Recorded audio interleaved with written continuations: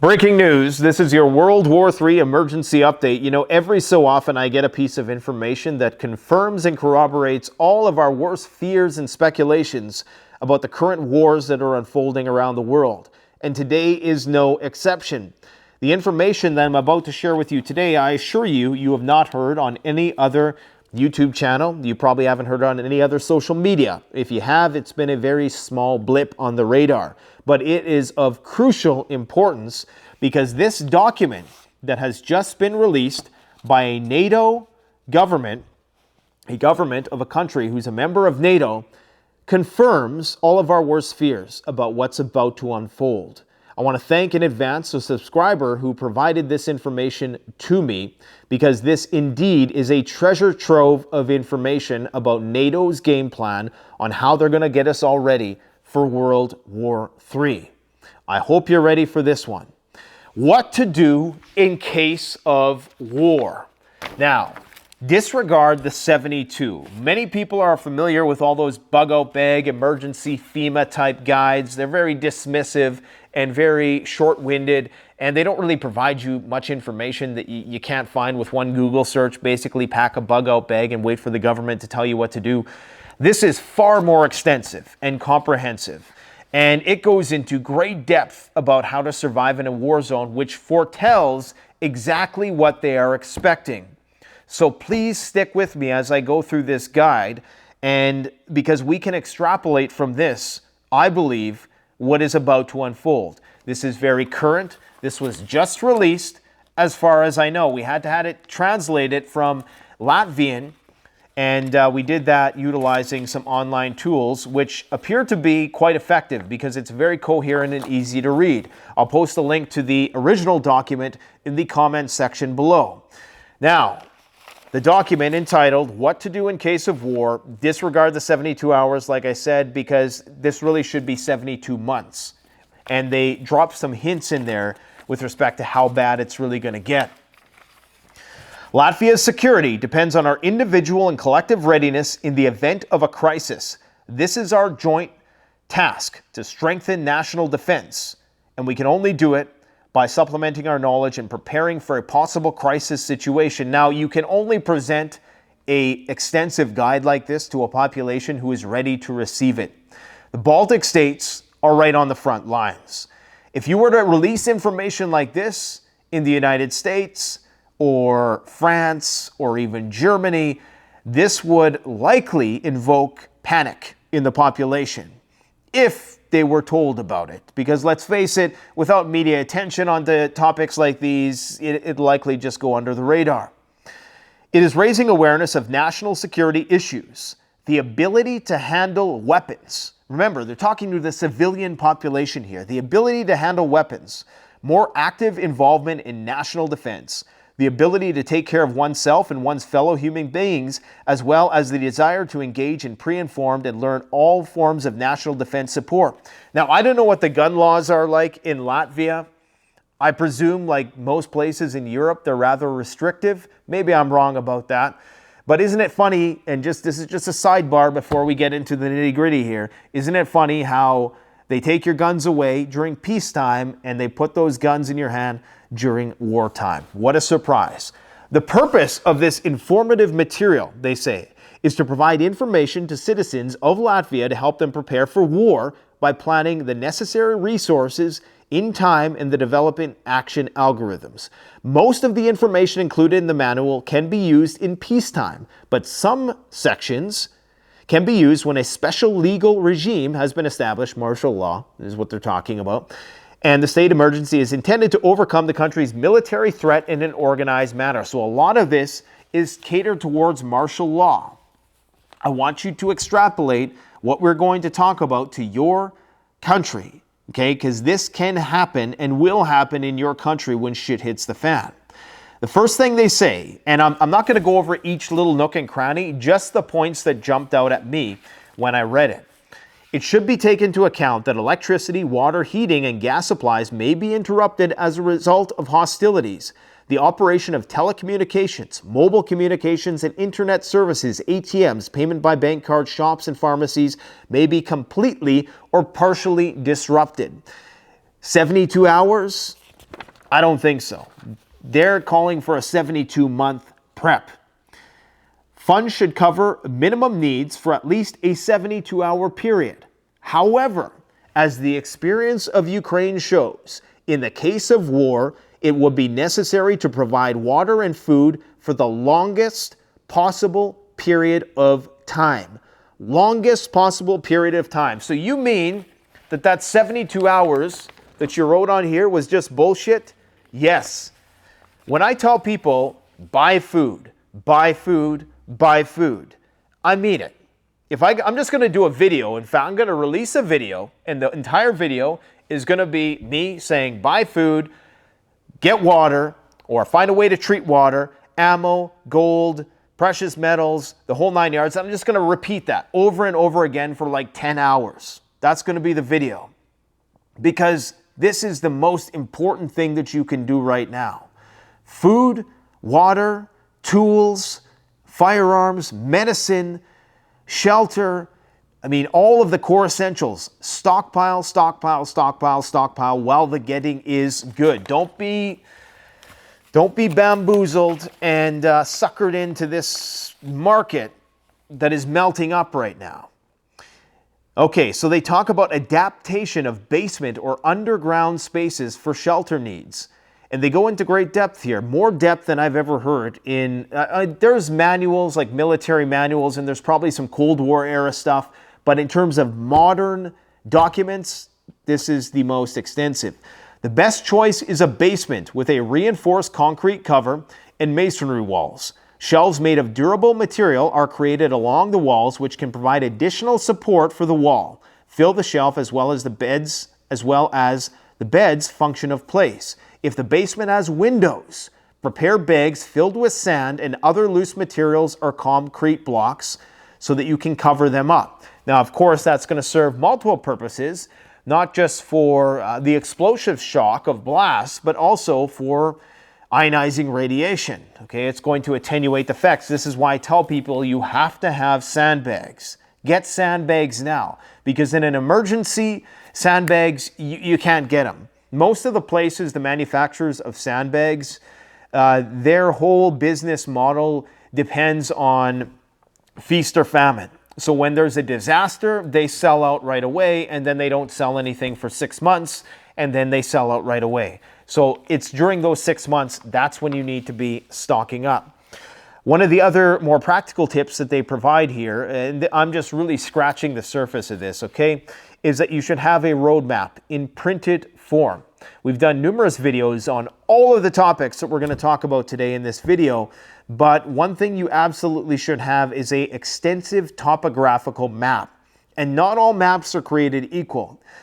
You can get a very extensive small scale ratio map that goes into great detail, or you can get one of those fold-out maps. Those fold-out maps are not going to really do you much good if you are really trying to navigate precarious, congested terrain, and you need to know the finer details of the landscape. You need to get a topographical map of your region, or a map book that goes into great depth. If your map is covering a whole entire state and you can hold it in your hand, it is not a high enough ratio map. Okay, you need a map. I don't know the actual ratio, but you just need to have a map that has more details. The more details, and if you can get the topography as well, the better, especially in the case of war. They go on to medication. If medication is expired, they say, hand it over to pharmacies for disposal. I take issue with this because we know, based on the Shelf Life Extension Program study done by the U.S. military, that there are numerous medications that will actually still be potent enough to have an effect long after their expiration dates. You can go and check out our video on the Shelf Life Extension Program. Okay, this is very important information because a lot of people are not going to take medications because they think they're expired, and I'm not saying you do that, but this was done by the U.S. government. And they confirmed, and the reason why they did it is because they had billions of dollars worth of medications and they were going to have to throw it all out. And so they did a bunch of tests with a bunch of guys in lab coats, and the guys in lab coats said that, yeah, this stuff is still potent in some cases up to 20 years after, not for all medicine, but for some. So that would be one part of this guide that I kind of take issue with. Most of it, though, is pretty good. The other thing they talk about is documents and information, especially if you're in a war zone. This is going to be incredibly important stuff. Now, we're going to get into the good stuff. I know a lot of you guys already know a lot of this stuff, but let's just jump to the good stuff because, you know, we're not rookies here on this channel anymore. They provide some other, you know, more topical information like upload maps that do not require internet. Yes, you can use your smartphone. We've done videos on smartphone and all the apps. You want to get apps that don't require a connection to the internet, obviously. GPS doesn't require the internet. Will GPS be functioning in World War III? Probably not.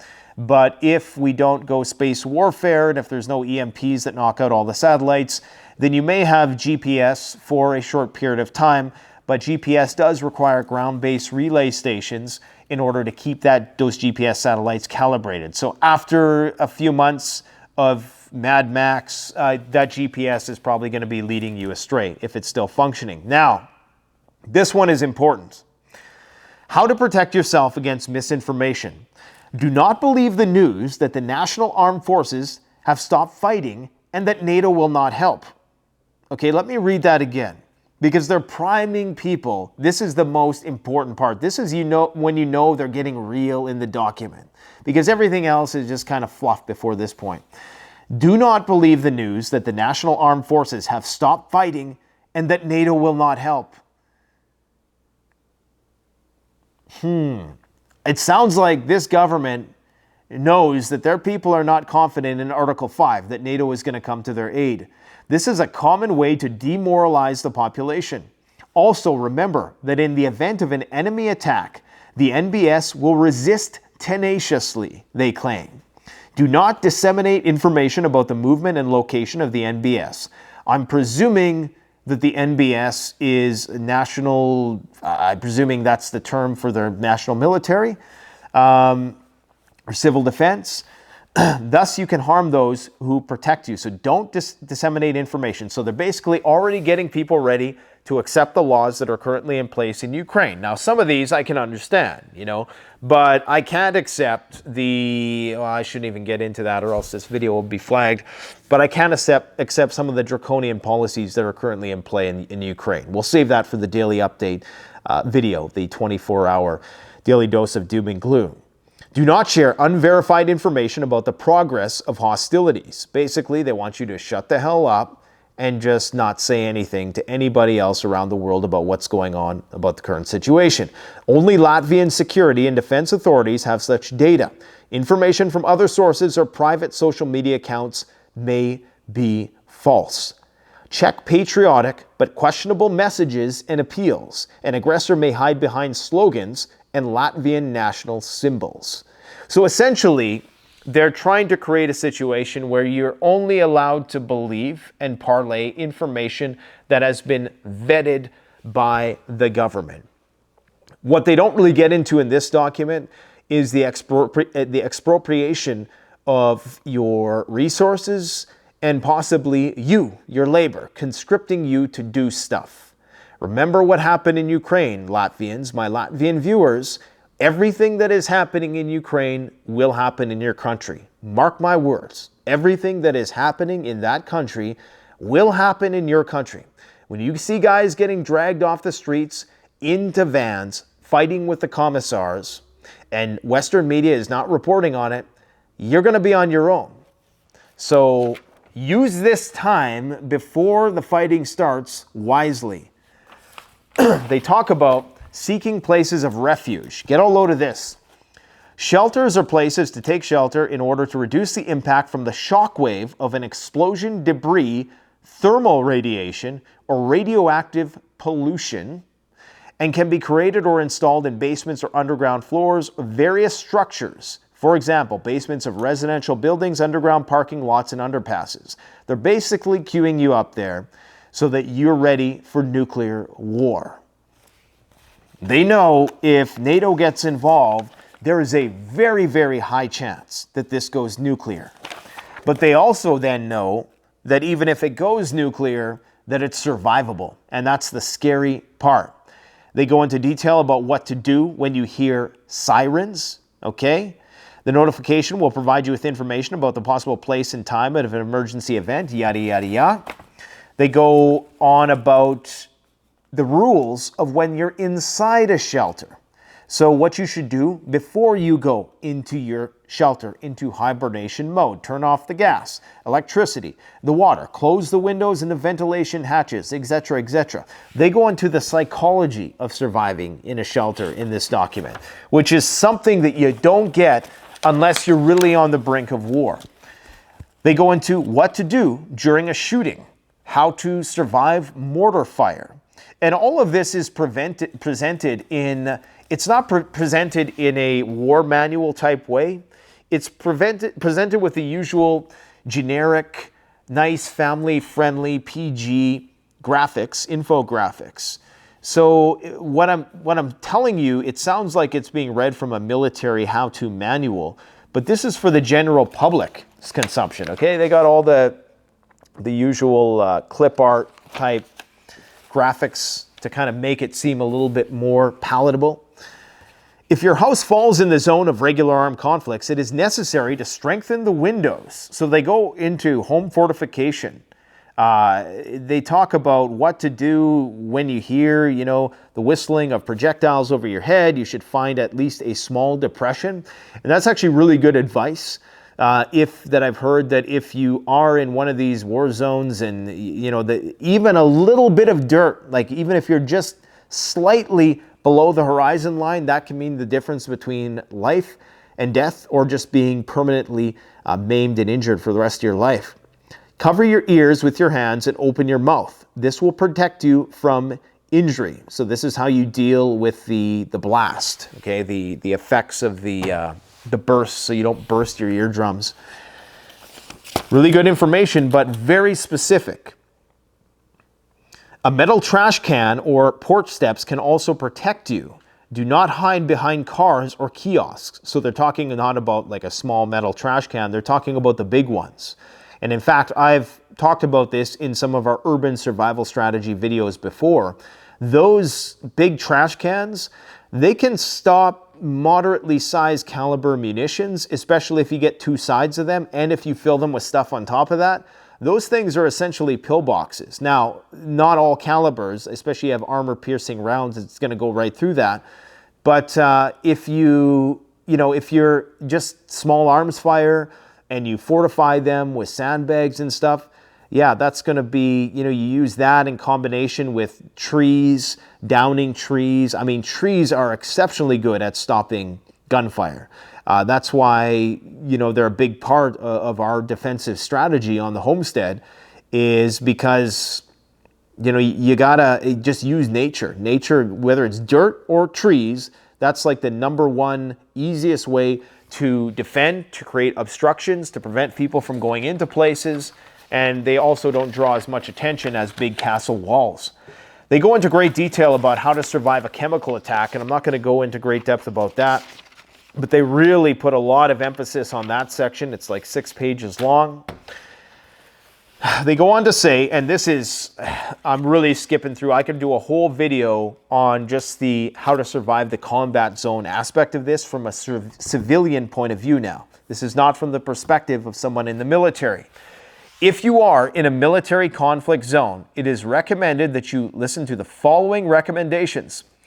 Always carry identification documents. So you need to have your papers, right? Keep money and documents in different places so you have more possibilities to save them. Not the best translation there, but you get the point. Have alternate currencies, I would say, especially if you're in Europe. You don't know where you're going to end up. I would say any adjacent country, you should have the currency, or I guess the euro would apply there as well. But still, you never know what's going to happen with the euro, right, in a situation like this. Keep information about your blood type and possible health outcomes. Definitely know your blood type. If you don't know your blood type and you're in a war zone, that's just something you absolutely need to know. Now, I didn't know my blood type until a few years ago, believe it or not. Okay, now this is important. This is very important. This is actually really good information. This is high-level preparedness, Mad Max, SHTF stuff. What not to do. Do not tell people of dubious reputation and strangers about your plans. I mean, this is the government telling you this.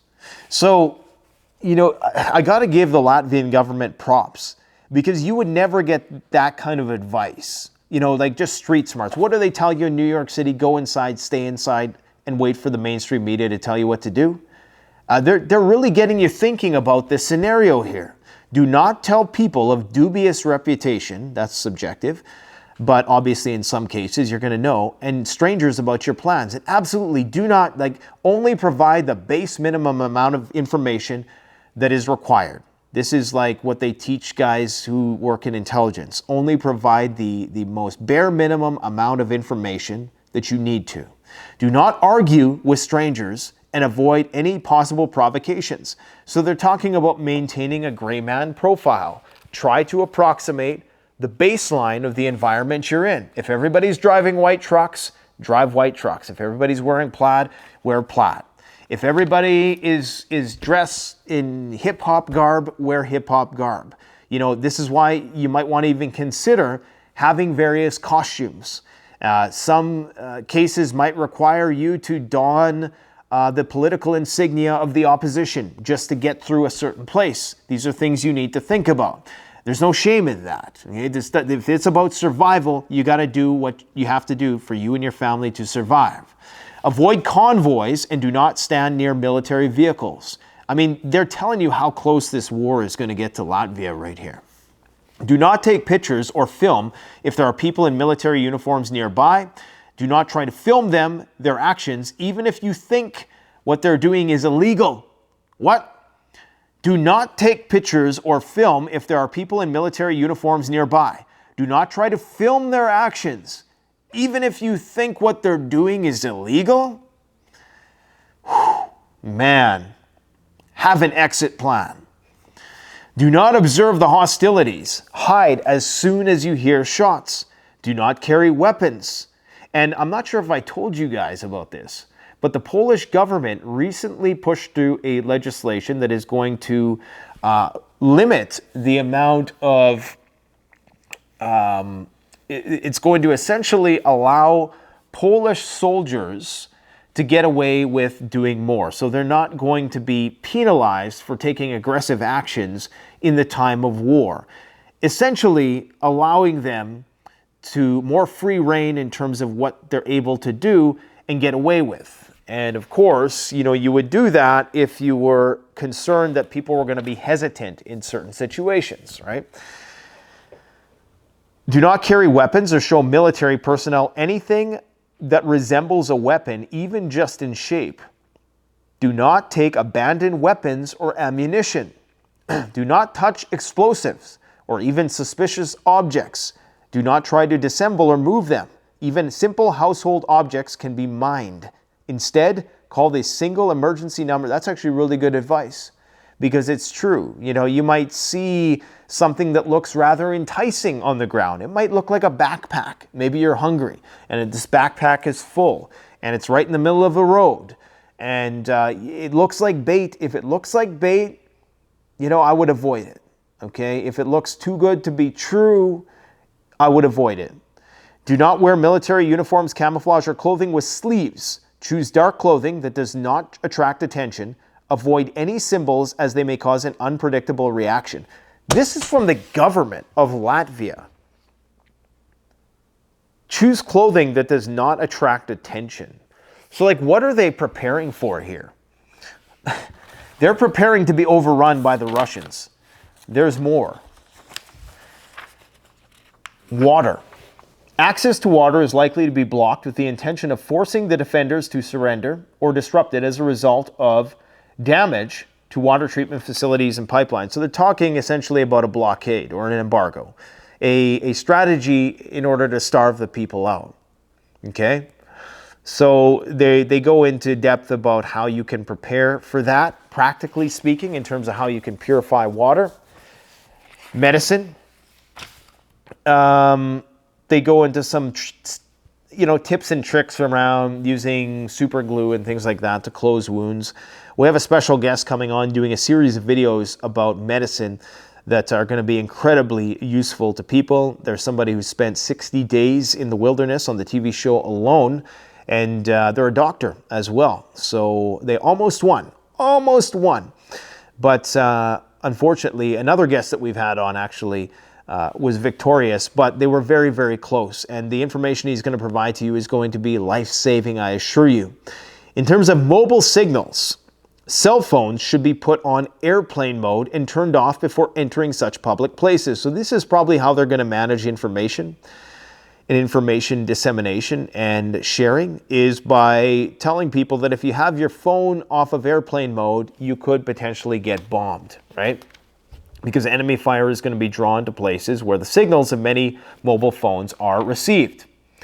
This is an interesting one, and this is quite telling. This tells you that they ain't messing around. Civilians will face inconvenience when many of the measures of recommendations mentioned above are implemented. For example, the diet will need to be balanced, but it will cause discord. So they're talking about social cohesion here, okay? It will cause discord if the way in which it is done seems unfair. So they're essentially saying how you divvy up food and supplies could create conflict within your group. This is...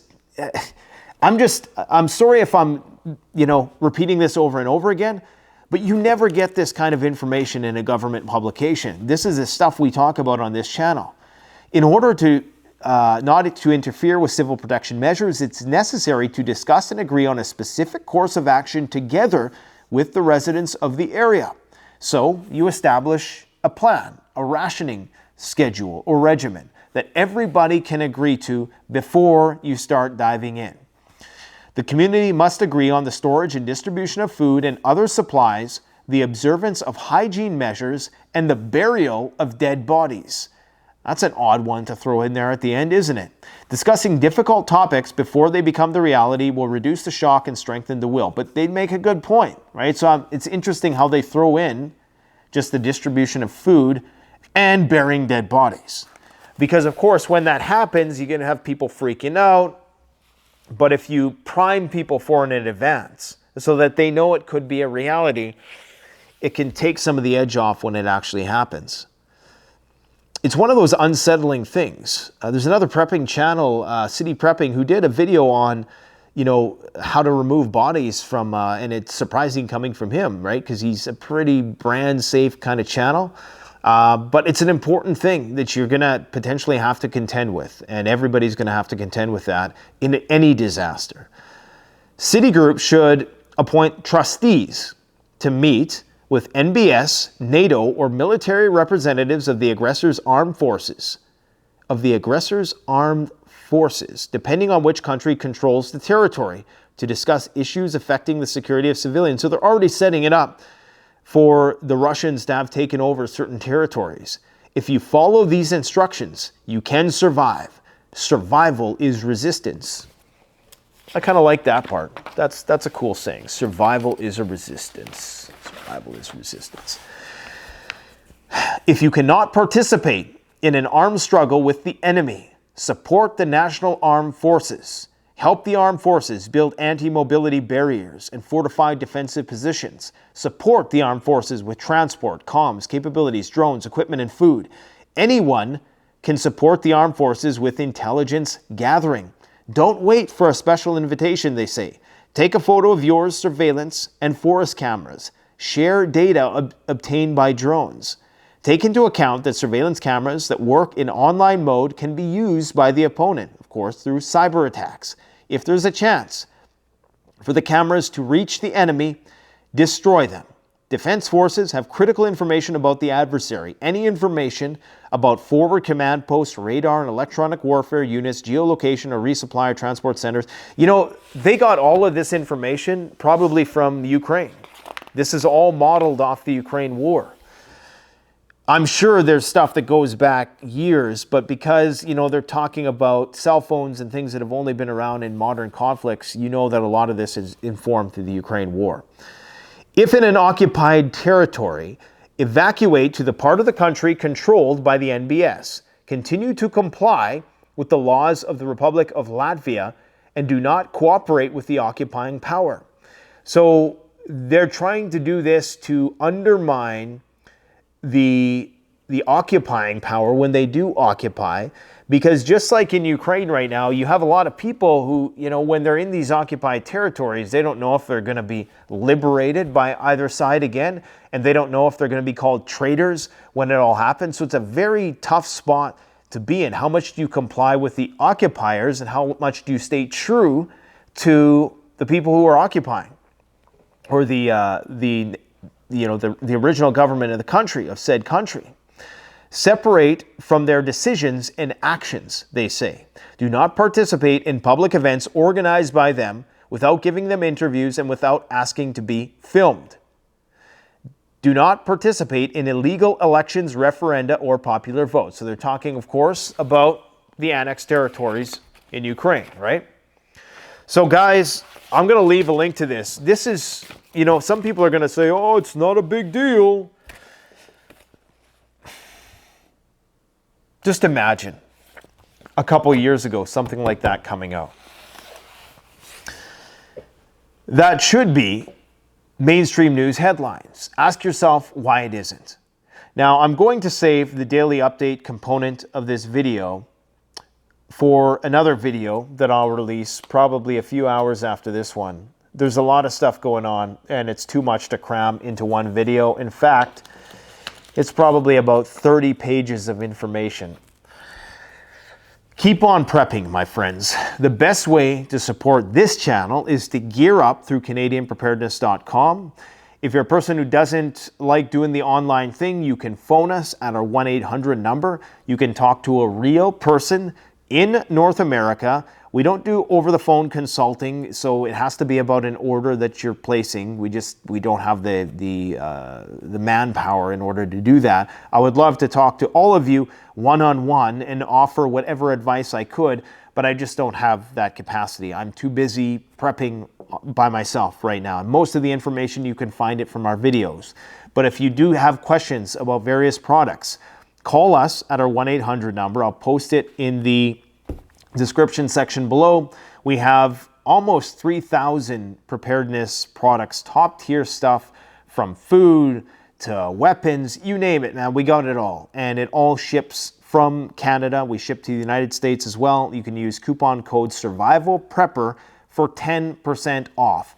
Pretty much everything with the exception of the freeze drying machines. We can't do 10% off of those, but everything else, and free shipping over $200 to the United States, and free shipping over, $75 to Canada, I believe.